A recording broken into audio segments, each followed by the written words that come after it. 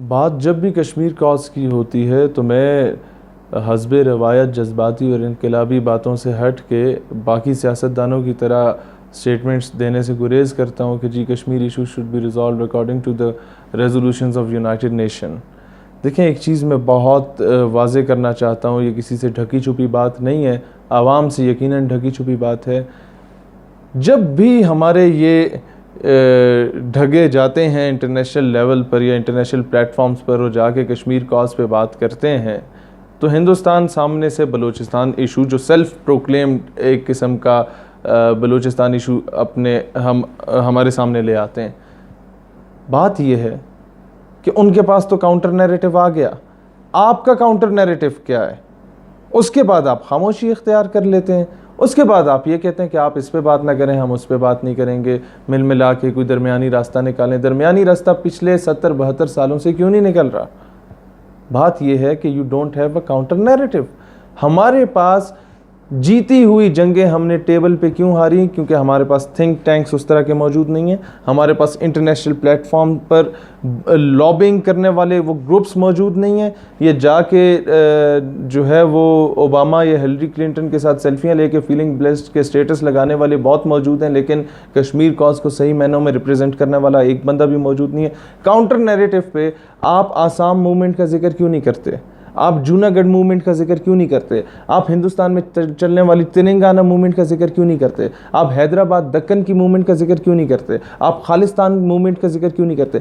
हिंदुस्तान में इस वक्त 237 माइनर सेपरेटिस्ट मूवमेंट्स हैं, इन विच 37 मेजर सेपरेटिस्ट जो है वो मूवमेंट्स चल रही हैं हिंदुस्तान में।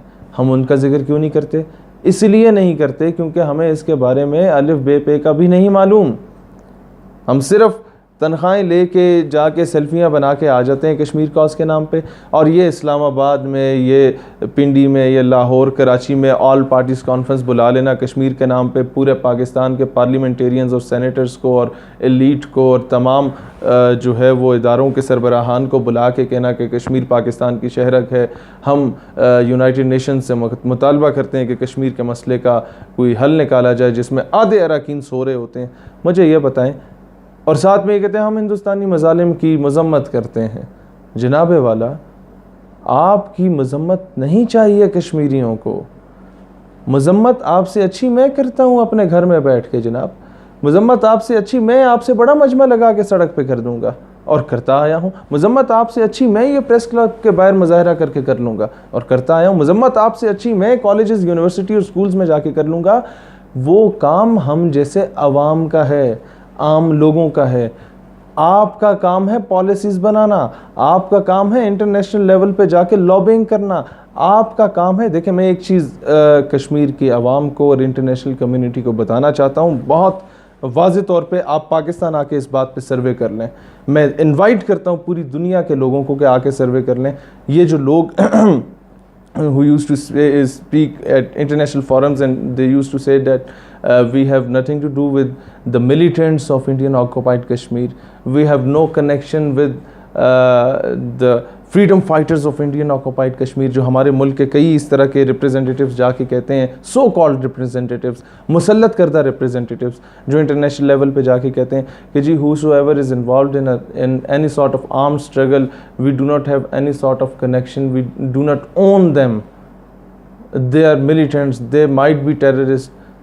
जनाब, मैं कश्मीरियों को ये कहता हूँ कि ये तादाद पाकिस्तान में सिर्फ 2 से 3% है, but it is very unfortunate कि इसी 2 से 3% लोगों को मीडिया कवरेज दी जाती है। इन्हीं 2 से 3% लोगों को इंटरनेशनल फोरम्स पे बुलाया जाता है क्योंकि वो उनके मतलब की बात करते हैं। आपके मतलब की बात करने वाले क्या, अगर ख़बर लिखती भी है तो किसी अखबार, लोकल अखबार के चौथे पेज के नुक्कड़ में लगती है, जो आपकी आज़ादी की जदोजहद की बात करता है। और वो भी अगर ख़बर लग जाए तो बड़ी वो खुशखबरी की बात होती है, बड़ी आला ज़रफ़ी की बात होती है उस इदारे की जो ख़बर लगाता है। दूसरी बात, पाकिस्तान के 95% से 97% लोग कश्मीर की हर किस्म की फ्रीडम मूवमेंट को सपोर्ट भी करते हैं, ओन भी करते हैं। Either it is a political movement, either it is any sort of freedom movement, either it is a democratic movement or either it is an armed movement. I repeat, either it is an armed movement, जिसे militant movement कहा जाता है. मैंने militant नहीं कहता. चे Guevara militant नहीं था, he was a freedom fighter. इसके अलावा मार्टिन लूथर किंग और इस तरह के जितने भी लोग थे, they were not militants. They were freedom fighters. उनके इलाके पे कब्जा किया गया, उनके माँ बहनों बेटियों को शहीद किया जा रहा है, उनकी इज्जत को पामाल किया जा रहा है, उनके बच्चों को शहीद किया जा रहा है. किस वजह से? कि वो आज़ादी की बात करते हैं? नो. जुर्म ये है कि पाकिस्तानी परचम सीने पे सजाया होता है. जुर्म ये है कश्मीरियों का कि वो वहाँ के चौकों चौराहों, गली गली, कूचे कूचे, नगर नगर, डगर डगर पे पाकिस्तान जिंदाबाद का नारा बुलंद करते हैं, पाकिस्तानी परचम में दफन होना अपनी वसीयत करते हैं. ये जुर्म है जिसकी सज़ा उन्हें मिल रही है. वहाँ के यूनिवर्सिटीज़ और कॉलेजेस के बच्चे, इवन वहाँ की मासूम बहनों को देख लिया जाए तो कश्मीर की सड़कों पर निकल के जीवे जीवे पाकिस्तान और कश्मीर बनेगा पाकिस्तान के नारे लगा रहे होते हैं. ये उनका, इंडिया ने तो कई मरतबा कश्मीर के कई फ्रीडम फाइटर्स को या कई इस तरह के पॉलिटिकल लीडर्स को कहा है कि आप सिर्फ आज़ादी की बात करें, हमें मसला नहीं है. आप कहें कि कश्मीर बनेगा खुद मुख्तार, हमें मसला नहीं है.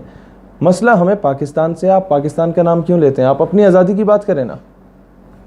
और जो लेटेस्ट डेवलपमेंट हो रही है, ये क्योंकि मैं जज्बाती बातें नहीं कर रहा इसलिए आपको शायद अच्छी ना लगे, बात यह है लेटेस्ट डेवलपमेंट ये हो रही है कि अगर अगले 8-10 साल में कश्मीर को आज़ाद बाय हुक और क्रुक या बाय फोर्स ना कराया गया तो फिर ये रायशुमारी होगी भी तो पाकिस्तान के हक में कभी नहीं होगी. क्योंकि India is going to make colonies in Indian occupied Kashmir. India is going to make colonies for the Pandits and for the Hindus, for the Sikhs in Indian occupied Kashmir. वो वहाँ पर सिखों को, हिंदुओं को आबाद कर रहा है कश्मीर में. और फिर जब रायशुमारी होगी तो हिंदुओं की तादाद मुसलमानों से ज़्यादा होगी. और जब तादाद ज़्यादा होगी तो वोट जो होंगे, जो यूनाइटेड नेशन की अम्ब्रेला में आके रायशुमारी की जाएगी कि either Kashmiri has to decide their future. Kashmir has the right to decide about the Kashmir. Either they want to annex themselves with Pakistan or with India or to become an independent state. जब ये बात चलेगी, जब elections होंगे आज से 8-10 साल के बाद और हिंदुस्तान खुद इलेक्शन कराएगा तो majority of the vote bank जो है वो हिंदुस्तान की फेवर में जाएगा. क्योंकि कॉलोनीज़ बन चुकी होंगी, वहाँ पर तादाद हिंदुओं की ज़्यादा होगी मुसलमानों से, वहाँ पर तादाद सिखों की ज़्यादा होगी मुसलमानों से. और अल्टीमेटली क्या होना है कि वो फैसला हिंदुस्तान के हक में जाना है. और ये जो ढगे नुमा इंसान यहाँ बैठे हुए हैं हमारे हुकाम बाला में और हर इदारे में, इनको सोचना होगा कि वो जो हज़ारों लाखों लोगों को पैलेट गन्स से मारा गया, वो जो औरतों की इज़्ज़त को पामाल किया गया, वो जो बच्चों को, वो जो छोटी 4-5 साल की बच्ची को वहाँ पर गैंग रेप किया गया और उसकी आज़ादी, उस दरिंदे की आज़ादी के लिए पूरे हिंदुस्तान में शिवसेना, RSS, आर्य समाज और सिंगटन और संघ परिवार जैसी तंजीमों ने एहतजाज किए कि क्या हुआ, एक मुसलमान बच्ची को ही तो मारा है, हिंदू थोड़ी थी. ऐसे लोगों को कौन जवाब देगा? मैं आज ये बात वाज़े करना चाहता हूँ, कश्मीर का हल यूनाइटेड नेशंस देखें तब सामने आएगा. कब, मुझे बता दें एक बार कि कब ऐसा हुआ कि किसी मुसलमानों के हक में यूनाइटेड नेशन ने कोई बात की गई? 5 चौधरी जो ऊपर बैठे हुए ना, अमेरिका, बरतानिया और ये फ्रांस, शरांस और जर्मनी और ये लोग, ये जनाब जो वीटो पावर का इख्तियार रखते हैं, ये इनमें से कोई भी नहीं चाहेगा, चीन के अलावा कोई भी नहीं चाहेगा कि वो कश्मीर का मसला यूं हल हो जाए. वो वीटो का इख्तियार कर लेंगे, नहीं हम हिंदुस्तान के साथ दे रहे हैं. आप क्या साथ समझते हैं? एक अमेरिकन ब्लॉक है, एक रशियन ब्लॉक है, दोनों के पास वीटो पावर है. अमेरिका आपके हक में होगा तो रशिया अगेंस्ट होगा. दोनों सुपर पावर की जंग में एक दूसरे के अगेंस्ट. तीसरा चाइना है. इन तीनों मुल्कों में से कोई एक आपके फेवर में हो, 2 अगेंस्ट होंगे. कोई एक इंडिया के फेवर में हो तो 2 उसके अगेंस्ट होंगे. तो वीटो का इख्तियार तो कोई एक भी अगर इख्तियार हासिल कर ले और कोई एक कंट्री भी इन तीनों में से अगेंस्ट चला जाए इसके, तो यूनाइटेड नेशन तो क्या, बाकी दुनिया के सारे ममालिक कश्मीर को पाकिस्तान बनाने के खाते में या हिंदुस्तान से आज़ाद कराने के खाते में खड़े हो जाएं तो मसला हल नहीं होगा. क्योंकि वीटो पावर का ये जो नाजायज़ चौधरी बैठे हुए ऊपर, वो कभी भी नहीं होने देंगे. बात होती है बराबरी की सतह पर, बात होती है ग़ुलामी की सतह पर नहीं होती. और आप लोग क्यों ऐसी आर्म्ड स्ट्रगल्स को ऑन नहीं करते? पैसा रुक जाएगा, एड रुक जाएगी. किस एड की बात कर रहे हैं आप? मैं आपको एक बात बताऊं, एन औरत, एक जो खातून है, a woman, she deserves respect, she deserves पर्दा, शी डिज़र्व्स कि उसको इज़्ज़त दी जाए, उसको एहतराम दिया जाए। लेकिन आप अगर ये कहें नहीं जी हम इकनॉमिकली तो बहुत वीक हैं, लिहाजा इस औरत को बाज़ार की जीनत बना दो, थोड़े बहुत पैसे आ जाएंगे, इकनॉमिकली हम बहुत स्ट्रॉन्ग हो जाएंगे, इस तरह से आप पाकिस्तान को इकनॉमिकली स्ट्रॉन्ग करने की बात कर रहे हैं, मुल्क की इज़्ज़त और गैरत पर हमला करके। एक कौम की बेटी जो कौम के हकूक़ की आवाज़ उठाती है, वो अमेरिका की जेलों में रुल रही है, धक्के ठुड्डे खा रही है, उसके लिए बयान दे के सियासत चमकाने वालों, अब उसके वोट बैंक पे तुम अगर आ चुके हो हुकूमत में तो कुछ करो उसकी आज़ादी के लिए, बजाय इसके कि एक ब्लास्फेमर को रिहा करवाने के लिए 17 मुसलमानों को चौक चौराहों में शहीद कर दिया गया और FIR नामालूम अफराद के ख़िलाफ़ कटवाई गई। इस तरह की हरकत से you are never going to make any sort of so called नया Pakistan, you are never going to make any sort of so called रियासत मदीना। इस तरह आप नहीं बना सकेंगे बच्चा, इसके लिए जदोजहद करनी होती है। इस एक इस्लामी फलाही रियासत या रियासत मदीना का जो तस्वुर आप दे रहे हैं, वहाँ पर उमर लॉ बड़ा ज़बरदस्त किस्म का, सख्त किस्म का लॉ है। वो कभी नाइंसाफ़ी नहीं होने देता किसी एक मजलूम के साथ। वो कहता है दरियाए दजला या फ़रात के किनारे पर अगर कोई कुत्ता भी भूख और प्यास से मर जाए तो मैं उमर उसका जवाब दे हूँगा क्योंकि मैं हाकिम वक्त हूँ। साहिवाल का जवाब दे कौन है? इसके अलावा जो 17 लाशें वहाँ गिरी उनका जवाब दे कौन है, जिसका एक ख़बर अखबार के नुक्कड़ में भी नहीं आई। कौम को झूठ बताया जा रहा है।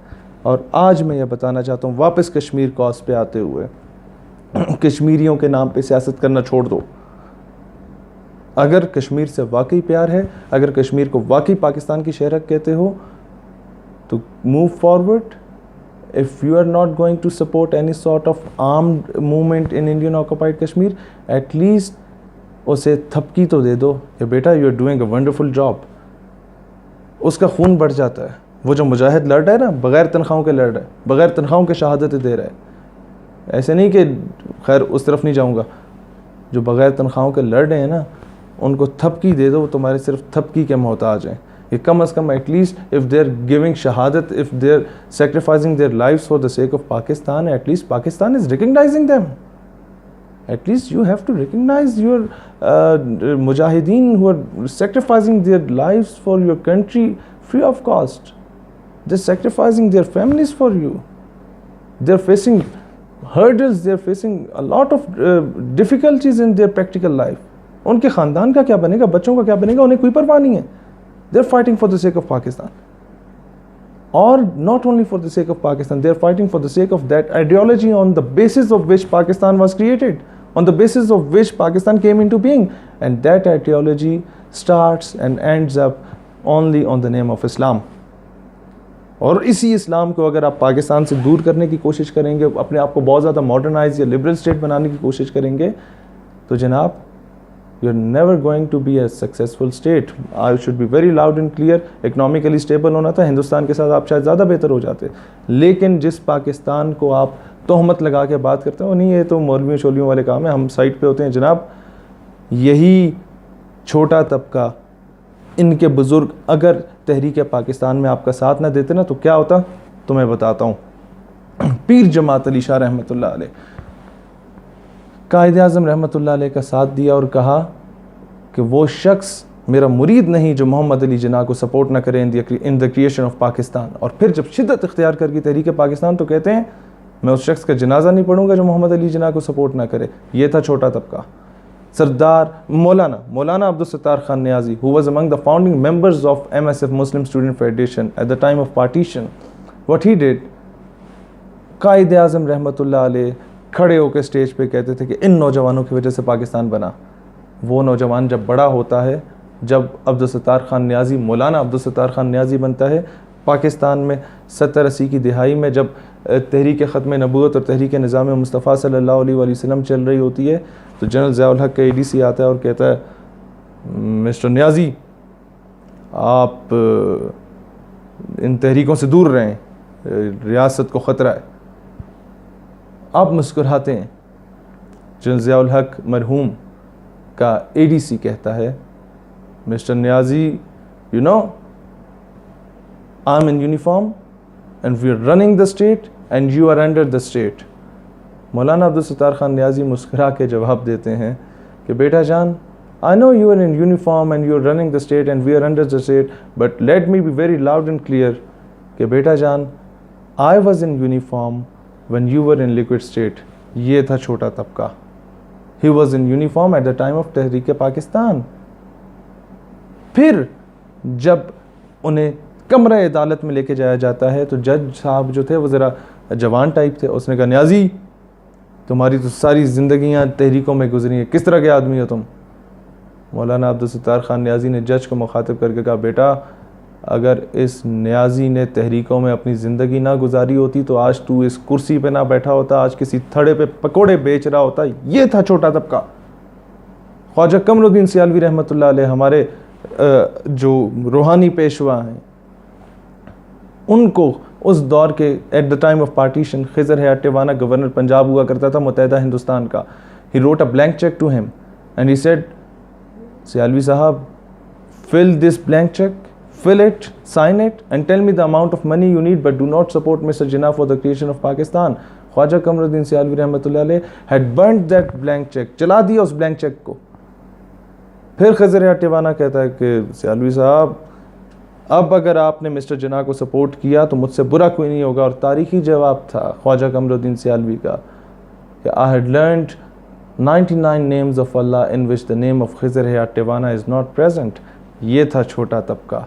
ये छोटा तबका अगर उस वक्त कायद आज़म मोहम्मद अली जिन्ना रहमतुल्लाह अलैह का साथ ना देता in the creation of Pakistan, तो आज वो लोग जो इस तबके को छोटा तबका कहते हैं वो मसनत वजारत या मसनत सदारत पर ना होते, आज वो किसी हिंदू बनिए की गाड़ी के टायर साफ़ कर रहे होते.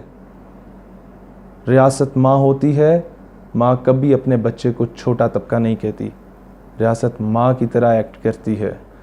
And one thing you all should listen it very loud and clear.